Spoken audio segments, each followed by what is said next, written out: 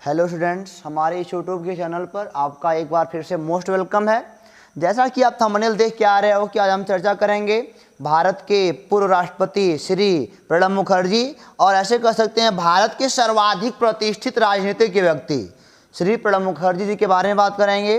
तो इस वीडियो को बनाने का हमारा पर्पज़ यही है कि हमारे जो स्टूडेंट हैं वो किसी भी क्षेत्र में किसी से भी पीछे ना रहें और अपने जीवन को बहुत ही बढ़िया बना सकें। इन सब तथ्यों के बारे में आप जब जानोगे तो आप फील करोगे हाँ वास्तव में हम कुछ एक्स्ट्रा कर रहे हैं। ओके, तो चलिए बिना टाइम वेस्ट करे हुए इनके बारे में देखते हैं क्या होता है, क्या हुआ इनके जीवन में, कब ये इनका जन्म कब हुआ था, तमाम बातें जो भी जुड़ी हैं सब बताएंगे आपको। सुनिए ध्यान से आप।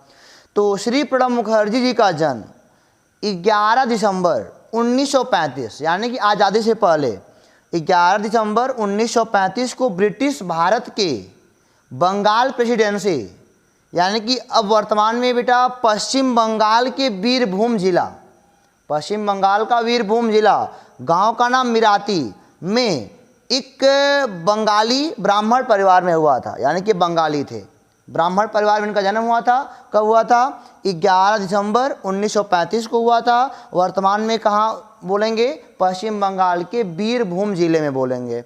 और 84 वर्ष की उम्र में यानी कि 31 अगस्त सन 2020 में इनका निधन हो गया था।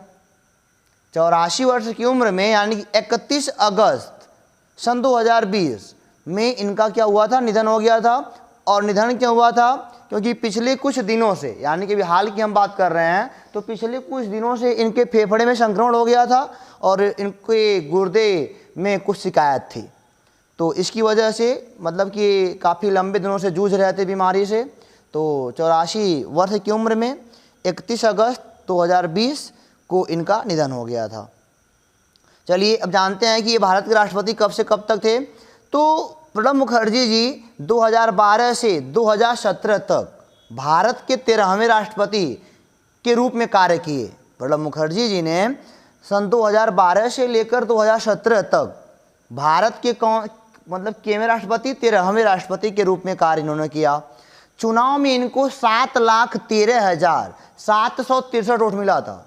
7,13,763 वोट इनको चुनाव में मिला था और इन्होंने पीए संगमा को हराया था। कि मतलब पीए संगमा को कितना वोट मिला था? 3,15,987 वोट पीए संगमा जी को मिला था। तो आप देख सकते हो कितने बड़े अंतर से इन्होंने हराया था। तो इनकी पॉपुलैरिटी को आप ऐसे भी जान सकते हो। तो राष्ट्रपति पद पर इन्होंने श्रीमती प्रतिभा पाटिल जी की जगह ली थी और इनके बाद राष्ट्रपति कौन हुआ था? रामनाथ कोविंद जी हुए थे।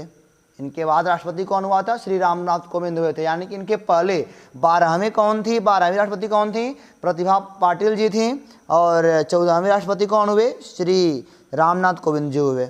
चलिए अब इनका थोड़ा जानते हैं राजनीतिक करियर क्या है। ये भारतीय राष्ट्रीय कांग्रेस में एक वरिष्ठ नेता थे, मतलब कि भारतीय राष्ट्रीय कांग्रेस के एक वरिष्ठ नेता थे और भारत सरकार में कई मंत्री स्तरीय विभागों पर कार्य इन्होंने किया था। कई मंत्री स्तरीय विभागों पर इन्होंने कार्य किया था। इनका करियर 1970 के दशक में इंदिरा गांधी सरकार में एक जूनियर मंत्री के रूप में शुरू हुआ था। इनका करियर इंदिरा गांधी जी के सरकार में 1970 के दशक में शुरू हुआ था और वर्ष 2017 में भारत के राष्ट्रपति के रूप में पद छोड़ने के बाद समाप्त हो गया। यानी कि 2017 में इन्होंने मतलब कि इनका राष्ट्रपति का पद छूट गया और उसके बाद इन्होंने कोई पद नहीं पाया, इनका पद सारा समाप्त हो गया। तो चलिए आगे देखते हैं। वर्ष 1969 में इन्होंने राजनीति में प्रवेश किया। इन्होंने 1969 में राजनीति में प्रवेश किया और एक स्वतंत्र उम्मीदवार वीके कृष्ण मेनन के चुनाव अभियान को प्रतिबंधित किया। आगे देखिए क्या कहते हैं। भारत की तत्कालीन प्रधानमंत्री इंदिरा गांधी ने उनकी प्रतिभा को पहचाना और उन्हें कांग्रेस में शामिल होने का प्रस्ताव दे दिया। इंदिरा गांधी ने इनकी प्रतिभा को जब देखा कि बहुत ही हुनर वाले हैं तो इनको मतलब कि प्रस्ताव दे दिया कि हमारा जो कांग्रेस पार्टी है उसको ज्वाइन करने के लिए। तो वर्ष 1969 में उन्होंने यानी कि इंदिरा गांधी जी ने उन्हें राज्यसभा का सदस्य बनने में मदद किया। यानी कि 1969 में प्रणब मुखर्जी जी राज्यसभा के सदस्य बन गए थे। किसकी मदद से? श्रीमती इंदिरा गांधी जी की वजह से। वह इंदिरा गांधी सरकार में वर्ष 1973 से 74 में एक उप मंत्री और वित्त राज्य मंत्री के रूप में कार्य किए। इंदिरा गांधी जी की सरकार में 1973 से 74 में एक वित्त राज्य मंत्री और एक उप मंत्री के रूप में उन्होंने कार्य किया। वर्ष 1975, 81, 93, 99 में लोकसभा के लिए इन्हें चुना गया। 1975 में, 81 में, 93 में, 99 में लोकसभा के लिए इन्हें चुना गया था। और इन्होंने पहली बार वर्ष 1982 से 84 में भारत के वित्त मंत्री के रूप में कार्य किया था। पहली बार इन्होंने वित्त मंत्री का मतलब कि पद कब लिया था? 1982 से 84 में बेटा। वह वर्ष 1980 से 1985 तक राज्यसभा के सदन में नेता भी रहे। राज्यसभा के सदन में 1980 से 85 तक नेता भी रहे। उन्होंने वर्ष 1991 में योजना आयोग का प्रमुख नियुक्त किया गया। यानी कि इन्होंने योजना आयोग के पद पर भी काम किया। योजना आयोग का प्रमुख होता है, उसके पद पर 1991 में काम किया। वर्ष 1995-96 तक उन्हें नरसिम्हा राव के मंत्रिमंडल में विदेश मंत्री के रूप में कार्य मिला।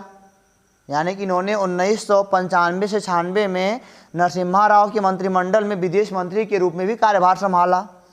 वर्ष 2004 में वह लोकसभा के नेता बन गए और वर्ष 2004 से वर्ष 2012 में उनके त्यागपत्र तक, मतलब जब तक वो त्यागपत्र नहीं दे दिए, उन्होंने लोकसभा में सदन का नेता होने के अलावा प्रधानमंत्री मनमोहन सिंह की सरकार में रक्षा मंत्री, विदेश मामले और वित्त मंत्री। रक्षा मंत्री कब? 2004 से 2006। विदेश मामले में कब? 2006 से 2009। और वित्त मंत्री 2009 से 2012 जैसे प्रमुख कैबिनेट विभागों का नेतृत्व किया था। तो सोच सकते हो एक इंसान इतने सारे पद, इतनी सारी जिम्मेदारियां अपने जीवन में संभाले, जो कि सबके बस की बात नहीं है। तो इसीलिए इनको सर्वाधिक प्रतिष्ठित राजनीतिज्ञ, बहुत ही दिमाग वाला जिसे कह सकते हो, बहुत ही प्रशंसनीय कह सकते हो इनको। आगे देखिए आप, आगे आपको बताते हैं इनकी अन्य उपलब्धियां क्या हैं कि 70 और 80 के दशक में इन्होंने क्षेत्रीय ग्रामीण बैंकों और भारतीय एग्जिम बैंक के साथ साथ राष्ट्रीय कृषि और ग्रामीण विकास बैंक की स्थापना, यानी कि नाबार्ड मतलब क्या? राष्ट्रीय कृषि और ग्रामीण विकास बैंक की स्थापना में महत्वपूर्ण भूमिका निभाई। प्रणब मुखर्जी जी ने वर्ष 1984 में इंदिरा गांधी की हत्या के बाद अपनी पार्टी राष्ट्रीय समाजवादी कांग्रेस का गठन किया। इन्होंने जब इंदिरा गांधी जी की हत्या 1984 में की गई थी, उसके बाद इन्होंने पार्टी बनाई अपनी, कौन सी? राष्ट्रीय समाजवादी कांग्रेस, जिसका वर्ष 1979 में कांग्रेस में विलय हो गया। यानी कि 1989 में वह कांग्रेस में मिला लिया गया। इन्होंने अलग बना लिया था, लेकिन 1989 में उनको कांग्रेस में मिला लिया गया था। चलिए आगे देखिए क्या कहते हैं। वह 23 वर्षों की अवधि के लिए पार्टी की सर्वोच्च नीति बनाने वाली कांग्रेस कार्य समिति के सदस्य रहे थे। यानी कि 23 वर्ष की अवधि के लिए, 23 सालों के लिए पार्टी की सर्वोच्च नीति, यानी कि कह सकते हो पार्टी के एक अध्यक्ष के रूप में जो नीतियां बनाते हैं सारी, वो कांग्रेस कार्य समिति के सदस्य भी इन्होंने उसका ही पद संभाला। उन्होंने वर्ष 2010 से 2000 से 2010 तक 10 वर्षों के लिए पश्चिम बंगाल कांग्रेस के अध्यक्ष के रूप में भी कार्य किया। 2000 से लेकर 2010 तक, यानी कि 10 साल के लिए इन्होंने पश्चिम बंगाल कांग्रेस के अध्यक्ष के रूप में भी कार्य किया। इन्होंने इन रेजिडेंसी कार्यक्रम शुरू किया, जिसके तहत कलाकारों, लेखकों, छात्रों और नवप्रवर्तकों को एक सप्ताह के लिए राजसी राष्ट्रपति भवन में रहने दिया गया। इन्होंने कार्यक्रम शुरू किया, कौन सा? इन रेजिडेंसी, जिसमें रहने को, मतलब कि राष्ट्रपति भवन में रहने को मौका मिला। किसको? कलाकार हो गए, लेखक हो गए, छात्र और नवप्रवर्तक, जो मतलब कि नवप्रवर्तक मतलब क्या? जो नए लोग हैं, जो राजनीति में नए जुड़ रहे हैं, ऐसे कुछ कह सकते हो। तो कुछ को एक सप्ताह के लिए राजसी राष्ट्रपति भवन में रहने को भी मौका दिया। इनके कार्यकाल के दौरान ही आतंकी दोषियों अजमल कसाब, अफजल गुरु और याकूब मेनन को दया याचिका खारिज की गई थी। यानी कि इनके कार्यकाल में ही इन्होंने ही खारिज किया था। अजमल कसाब का, अफजल गुरु का और याकूब मेनन की दया जो याचिका तो उन्होंने दी थी ना, उसको उन्होंने सिरे से खारिज कर दिया था। और इनका आप देखते हैं बेटा पुरस्कार और सम्मान क्या है। वर्ष 2019 में पूर्व राष्ट्रपति प्रणब मुखर्जी को स्वर्गीय असमी गायक संगीतकार भूपेन हजारिका और दिवंगत सामाजिक कार्यकर्ता नानाजी देशमुख के साथ देश के सर्वोच्च नागरिक सम्मान भारत रत्न से सम्मानित किया गया। यानी कि 2019 में इनको भारत रत्न से सम्मानित किया गया था। और उसमें कौन कौन पाए थे? स्वर्गीय असमी गायक संगीतकार भूपेन हजारिका और दिवंगत सामाजिक कार्यकर्ता नानाजी देशमुख और प्रणब मुखर्जी जी एक साथ ही 2019 में भारत रत्न से सम्मानित हुए थे। भारत रत्न जो कि सर्वोच्च नागरिक सम्मान होता है भारत के लिए। और 1997 में सर्वश्रेष्ठ सांसद पुरस्कार और वर्ष 2008 में पद्म विभूषण से सम्मानित किया गया था इनको। Bangladesh liberation war honour, grand cross of national order of the Ivory Coast और grand collar of the order of Makarios से भी सम्मानित किया गया। कह सकते हो 2013 में बांग्लादेश लिबरेशन वार ऑनर और 2016 में grand cross of national order of the Ivory Coast और 2017 में grand collar of the order of Makarios third से मतलब कि इनको सम्मानित किया गया था। ये सब सम्मान है एक प्रकार के। 2013 में बांग्लादेश लिबरेशन वार ऑनर और 16 में grand cross of national order of the Ivory Coast और 2017 में grand collar of the order of माका वर्ष। ये सब पुरस्कार हैं, इनको उससे नवाजा गया था।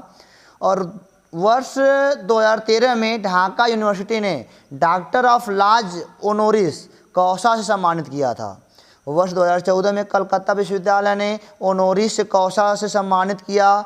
और वर्ष 2015 में बेलारूस स्टेट यूनिवर्सिटी ने प्रोफेसर ओरोनिस कौसा सम्मान प्रदान किया। यानी कि ओरोनिस कौसा सम्मान जो कि विश्वविद्यालय लोग देते हैं, इन्होंने कौन कौन से पाया था? ढाका यूनिवर्सिटी से पाया था, कलकत्ता विश्वविद्यालय से पाया था इन्होंने, और कह सकते हो कि बेलारूस स्टेट यूनिवर्सिटी से भी इन्होंने ओनोरिस कौसा का सम्मान प्राप्त किया था।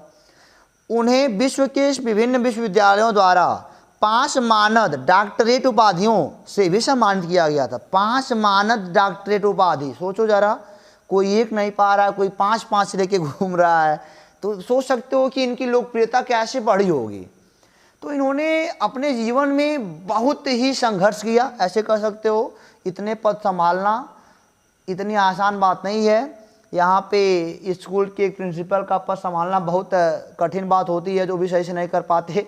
तो ये तो सोचो कि इतने सारे विभागों में इन्होंने काम किया और अपना सर्वोच्च दिया इन्होंने, अपना सबसे अधिकतम जो देना था, देश की सेवा बहुत अच्छे ढंग से इन्होंने की। और कह सकते हो कि ये हमारे लिए एक आदर्श हो सकते हैं, एक आदर्श हो कह सकते हैं, वो ज़रूर होंगे हमारे लिए कि एक इंसान जब इतना काम कर सकता है तो हम क्यों नहीं कर सकते। ओके, तो आज के लिए बस इतना ही। इनके बारे में आप एक बार फिर से रिवीजन ज़रूर करिएगा, ताकि आपका करंट अफेयर भी तैयार रहेगा और आपको इनके बारे में नॉलेज भी रहेगी। तो उम्मीद करते हैं कि आपको सारी बातें अच्छे समझ में आ गई होंगी। तो फिर मिलेंगे बेटा आपसे अगले वीडियो में। तब तक के लिए आप पढ़ते रहो और अच्छे से हंसते रहो। तब तक के लिए ऑल द बेस्ट।